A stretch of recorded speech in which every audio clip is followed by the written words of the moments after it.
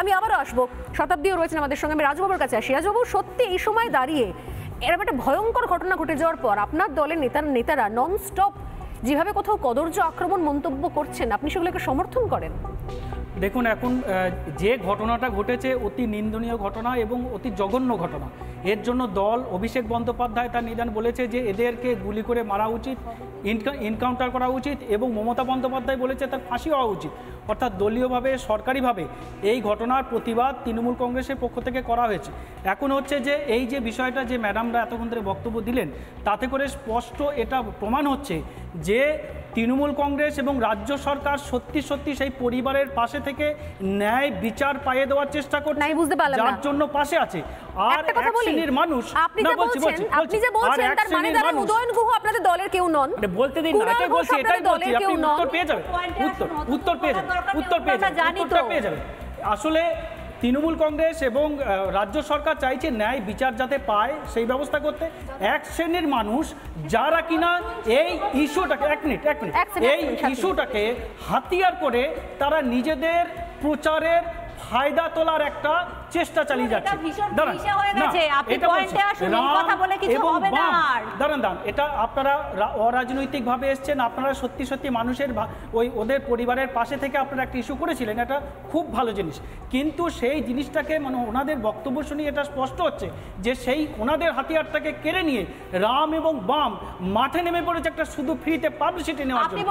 সেইখানটায় objection, সেইটা কুণাল ঘোষ এবং উদয়ন গুহ যেটা বলেছে, এই রাম এবং বাম যারা এই আপনাদের ফেভারই বলেছে যে রাম এবং বাম যারা এই জিনিসটাকে করছে, রাজনীতি করছে, যারা আজকে দাঁড়ান এই সিপিএম আজকে মাঠে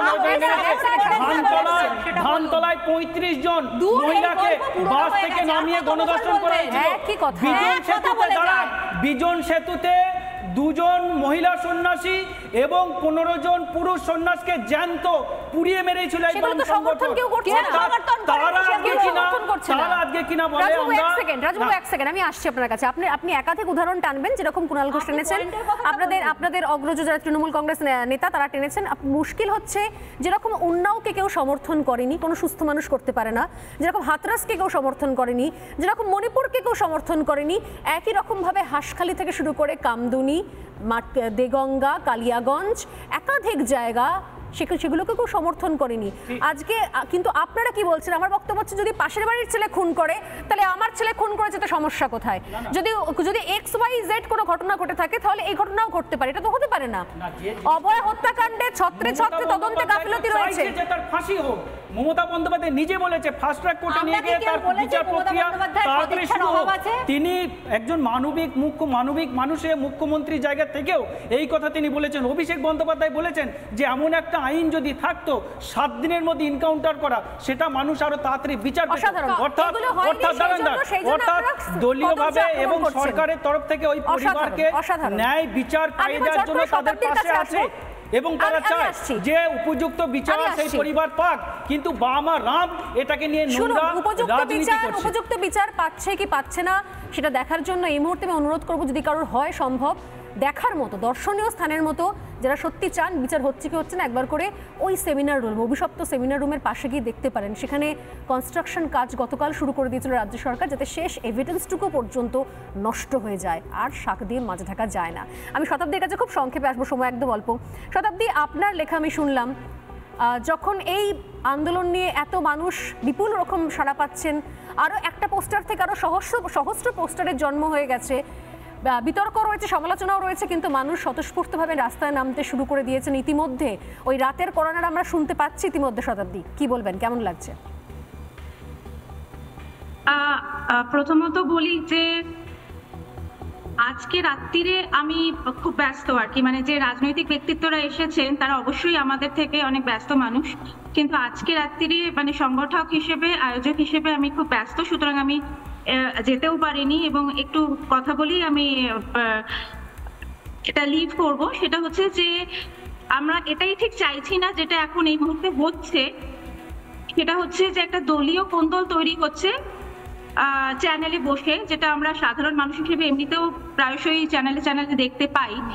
তো সেইটা থেকে দূরে থাকার জন্যই কিন্তু আমরা একটা রাজনৈতিক অরাজনৈতিক আমরা এটাকে বলছি না, কারণ আমরা তো স্টেটের সাথেই কথা বলছি।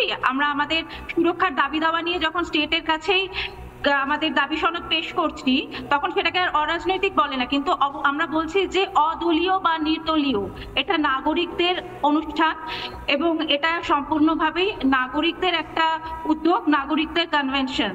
এবং এখানে আমি যেহেতু একাডেমিতে আছি, সমস্ত জায়গায় তো আমি ফিজিক্যালি থাকতে পারবো না, আমি যেহেতু একাডেমিতে আছি, আমার শেষ দম থাকা পর্যন্ত যে কোনো রকমের, আমাকে অনেকে ফোনও করেছেন বিজেপি থেকে, তৃণমূল থেকে এবং সিপিএম থেকেও, যে তারা নাম বলেছেন যে অমুক অমুক আসতে চান। তাদের একটাই কথা আমি বলেছি যে রাজনৈতিক রং আছে যাদের, তাদেরকে আমরা কোনোভাবে মঞ্চ দেব না। তারা যদি আসেন তাহলে তারা থাকতে পারেন, পিছনের সারিতে থাকতে পারেন, কিন্তু কোনোভাবেই রাজনৈতিক কোনো রং আছে এরকম লোকেদের আমরা মঞ্চে ডাকবো না। অনেস্টলি শতাব্দী, রাজনৈতিক রং ছিল না বলেই এত মানুষ কিন্তু সমর্থন করেছেন। যদি সত্যি সত্যি এই পোস্টারে রাজনীতির ছোঁয়া থাকতো, আমি ব্যক্তিগতভাবে জানি যে অনেকেই এটাকে সমর্থন করতেন না। সময় একদম শেষে, আমি খুব শেষে সাথীর কাছে আসবো। জানিয়ে রাখি, আমি একটু জানিয়ে রাখি যে যেহেতু অনেক ফোন রিসিভ করতে হয়েছে, সেই সুতরাং সমস্ত মানুষ প্রথমে যে প্রশ্নটা করেন আমাদের, সেটা হচ্ছে যে এটা কোনো রাজনৈতিক দলের নয় তো। তাদের এই বিশ্বাসের প্রতি মর্যাদা রেখে আমরা মঞ্চ থেকে শেষ বিন্দু পর্যন্ত, মানে শেষ প্রান্তিকা পর্যন্ত চেষ্টা করব যাতে কোনো রকমের পতাকা এখানে আশ্রয় না পায়। নিঃসন্দেহে আমি একদম খুব শেষ করবো সাথীর কাছে। সাথী, অরাজনৈতিক আন্দোলন বলা হচ্ছে, কিন্তু তারপরে বেশ কিছু ক্ষেত্রে যেমন শাঁখের একটা পোস্টার ছিল, সবাই শাঁখ বাজান, আমি দেখলাম সেখানে অনেকে রিড়ে করে এলো যে এটা তো হচ্ছে ব্রাহ্মণ্যবাদী, এটা মনুবাদীর বিরুদ্ধে আন্দোলন, এটা দক্ষিণ পন্থার বিরুদ্ধে আন্দোলন, এখানে কেন শাঁখবাজ ইত্যাদি ইত্যাদি।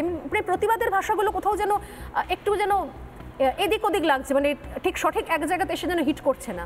দেখুন, খুব সংক্ষেপে, একদম সময়। অরাজনৈতিক আন্দোলন এবং সামাজিক আন্দোলন, আজকে মেয়েরা রাত জাগবে, কারণ প্রত্যেকের বাড়িতে, মানে আমিও, মানে কোনো রাজনৈতিক দল, মত, রং সমস্ত কিছু বাদ দিলেও আমরা একজন মানুষ, আমরা একজন মহিলা, এবং এই রাজ্যে মহিলাদের নিরাপত্তা নেই, সেটা বারংবার প্রমাণিত হয়েছে। কামদুনিতে আমরা দেখেছি সাজানো ঘটনা, মানে এমনভাবে পুলিশ কেস সাজিয়েছে তাদের শাস্তি পর্যন্ত হলো না।